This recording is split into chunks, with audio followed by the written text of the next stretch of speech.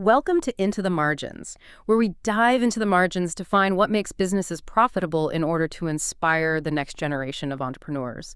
And, looking at the landscape right now in 2025, starting a business is, well, it's just an absolute roller coaster. Oh, completely. I mean, whether you're spinning up a tech startup, some new online direct-to-consumer brand, or even a local brick and mortar, it's chaotic. The barrier to entry is just basically non-existent now. Right, which is exciting, but it also means the barrier to actual sustainable success is, it's probably higher than ever. Exactly. And that's really the mission for our deep dive today. We want to cut through all of that noise and lay down a definitive 10-point roadmap for you to launch and grow a business on a solid foundation. Yeah, because we aren't just talking about how to start. This is about how you stay lean, how you stay curious, and most importantly, how you minimize those silent, costly mistakes. Right, those early mistakes that just completely drain your capital before you even get out of the gate. Yeah.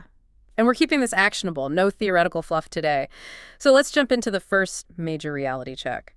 Before you spend a dime or write a line of code, you have to validate your idea. You have to. I mean, before you do anything, you need to prove people actually care about what you're building. Right, because we hear the stat all the time, 90% of startups fail, and it's usually because a founder spent, 6 months and 50 grand building something in a total vacuum. It is the ultimate ego trap. You get this spark of an idea in the shower, and suddenly you're picking out logo colors and fonts. Guilty. I've definitely been there. Right. We all have. Yeah. But skipping idea validation is it's the single most expensive mistake you can make. You have to talk to real customers, find out their actual pain points, and test the market. Okay, but let me play devil's advocate here for a second. Let's say I have the skills to build a software tool, or I have the recipe for the world's best hot sauce. Yeah. Isn't it faster to just build the product? Making landing pages for products that don't even exist yet just feels like putting the cart before the horse, doesn't it? It's the most natural instinct in the world. I completely agree. But building without testing is the fastest way to burn your capital. Because your most scarce resource isn't actually money right now. It's your time. Oh, that's a really good point. Yeah. If you spend 8 months building an app and launch it to crickets, you didn't just lose server costs. You lost 8 months of your life. So instead, you run a painted door test. Okay, break that down for me. What are the mechanics of a painted door test? So you build a super simple single-page website, a landing page. Mm-hmm. And you describe the product exactly as if it already exists. You outline the features, the benefits, and you put a massive buy now or join waitlist button right in the middle. And you can use a tool like Card for this, right? Exactly, yeah. Card is fantastic. You drag and drop a site together in 20 minutes, no coding required. Then you throw $50 of targeted ads at that page. Okay. And then what happens when they click the button? A pop-up appears that says something like, "We're currently in beta. Drop your email to get early access." Ah, okay. So you're not just sending a SurveyMonkey link asking, hey, would you buy this? Because, let's be honest, people will lie just to be nice to you. Exactly. People are too polite. You need to measure their actual genuine intent to pull out their credit card. If 100 people visit your site and nobody clicks that button, the market is giving you a massive gift. It's screaming at you to pivot. Exactly. It's screaming at you to pivot before it actually hurts. You just learned that the idea needs work, and it only cost you $50. Right. You can also pair this with Google Trends, just to see if people are even searching for this problem to begin with. Which brings up a critical point, though. You can't validate the idea if you don't even know who is supposed to be clicking the button. Exactly. The target market. Right, because if I ask a broke college student if they want to buy enterprise accounting software, they're going to say no. Right. But that doesn't mean the idea is bad. It just means I'm talking to the completely wrong person. Yes. Your ideal customers have to dictate literally every internal decision you make. And this is where creating a buyer persona is just non-negotiable. Right, because if your target audience is everyone, then you're selling to no one. Precisely. You need to get uncomfortably specific. You aren't selling to 30-something professionals. You are selling to Dave. Dave. Okay, tell me about Dave. Well, Dave works 50 hours a week. Dave listens to productivity audiobooks on his commute. And he is deeply frustrated because his team uses 3 different chat apps and everything keeps getting lost. Oh, I see. So you map out his challenges, his motivations, where he hangs out online. Exactly. You figure out what specific triggers make Dave pull out his wallet. The HubSpot buyer persona generator is actually an incredible tool for this. Oh yeah, that tool is great. It really forces you to answer those hyper-specific demographic questions so you don't just gloss over it. Right.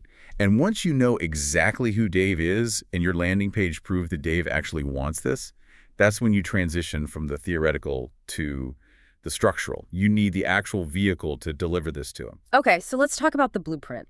Starting with the business plan. And look, I know listeners are probably groaning right now. Oh, for sure. Because when we say business plan, we all picture this dusty 80-page corporate nightmare document that you write for a bank loan and then you just shove it in a drawer forever. Right. And if that's how you're using it, it is totally worthless.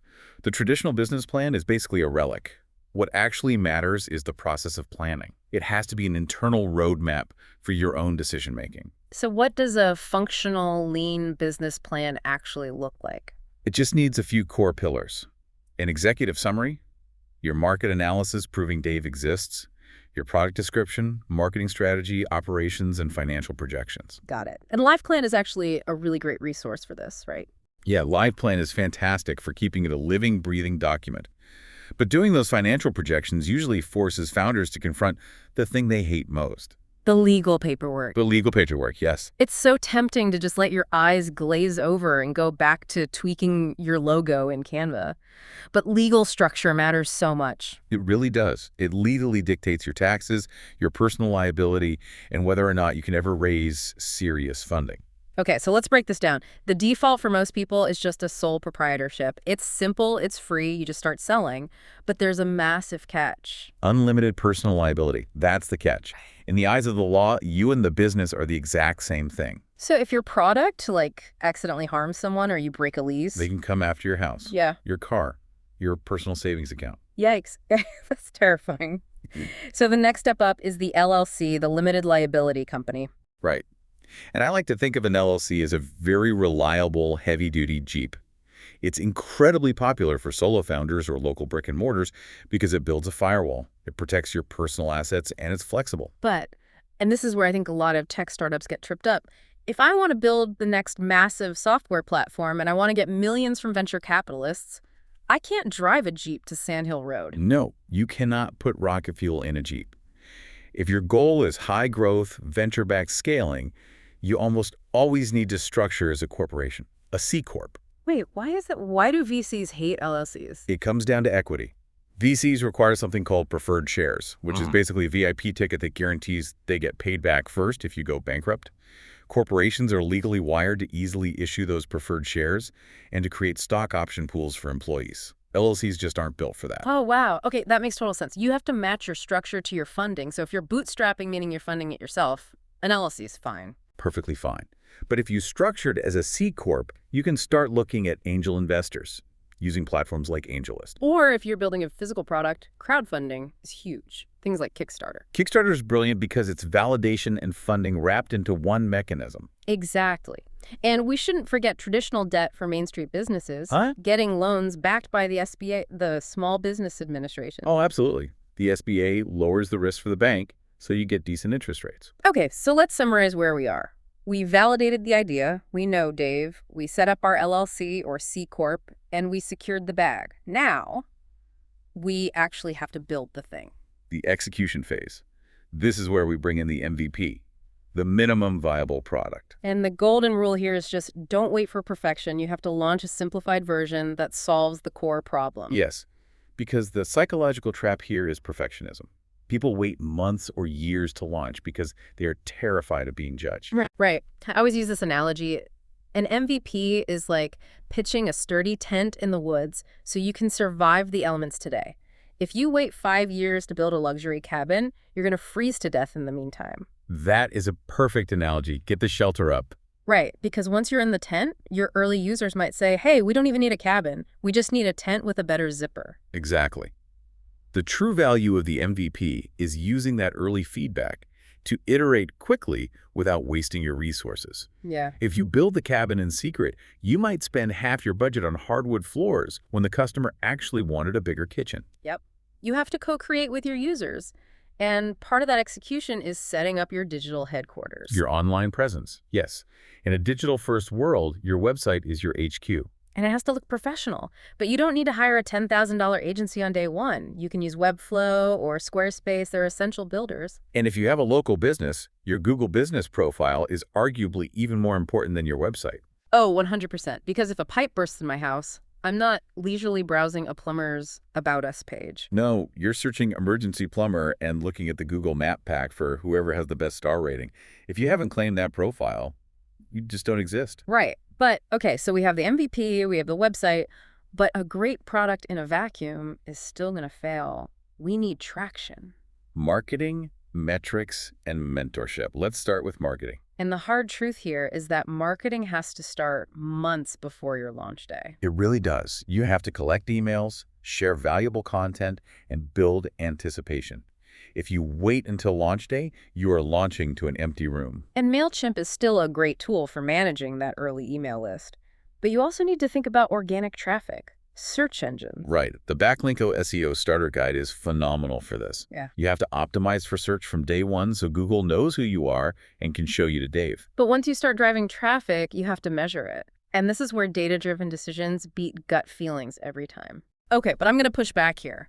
Are lean, early-stage small businesses really going to use enterprise-sounding acronyms on day one? Like CAC and LTV. I know it sounds corporate, but yes, Yeah. absolutely. These metrics are the lifeblood of profitability. Okay, break them down for me then. So CAC is customer acquisition cost. Literally, how much money did you spend on marketing to get one person to buy? LTV is lifetime value. How much pure profit does that customer bring you over their entire relationship with you? And retention is just how many keep coming back. Okay, so let's say I'm selling that hot sauce we talked about, and I spend $50 on Facebook ads to acquire one customer. My CAC is $50. Right. But they only buy a $20 bottle of hot sauce. If they never come back, if my retention is zero, I'm literally subsidizing my own customers. I'm losing $30 a pop. You're bleeding out. And if you aren't tracking this, you might just look at your sales numbers going up and think, wow, we're growing, when you're actually driving yourself off a cliff. Wow. Okay, that's sobering. But look at the flip side. If your hot sauce is amazing and Dave subscribes to get a bottle every month for 2 years, his LTV is like $480. Yeah. Suddenly spending $50 to get him is a genius investment.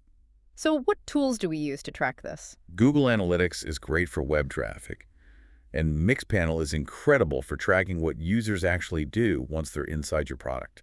But man, staring at those dashboards at 2 in the morning trying to fix a spiking CAC, it highlights how incredibly lonely entrepreneurship can be. It is so lonely. Yeah. And avoiding these pitfalls requires the right people. You need community and mentorship from people who've been there, done that. Yeah, you really do. Communities like Indie Hackers are amazing for bootstrappers. Yeah. Or if you're going the VC route, the Y Combinator Startup School is an incredible resource. You just can't do it alone. You can't. Because at the end of the day, all these tools and structures, they require the right mindset to operate. Which brings us full circle. We've gone from validating the idea to finding Dave, setting up the legal vehicle, pitching the MVP tent, and tracking the metrics. It's a lot. Yeah. And I want to leave you with a final, somewhat provocative thought on all this. Okay, let's hear it. We just spent this entire deep dive talking about profitability and metrics. But honestly, don't start a business just to get rich. Wait, really? Isn't making money the whole point of a business? If wealth is your only motive, the sheer chaos and failure of the early days will absolutely break you. You'll quit.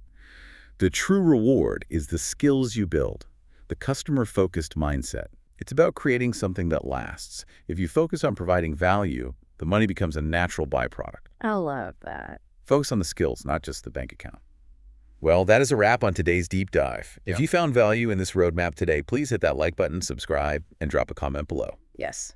Let us know what part hit home for you or what idea you're trying to validate. If you want to read more, check out our blog at intothemargins.com/playbook. We read all the comments and we love hearing from you. Be sure to explore our back catalog for plenty of other Playbook episodes too. Thank you so much for spending your time with the show today. We really appreciate this community. Keep building, stay lean, and we will catch you in the next one.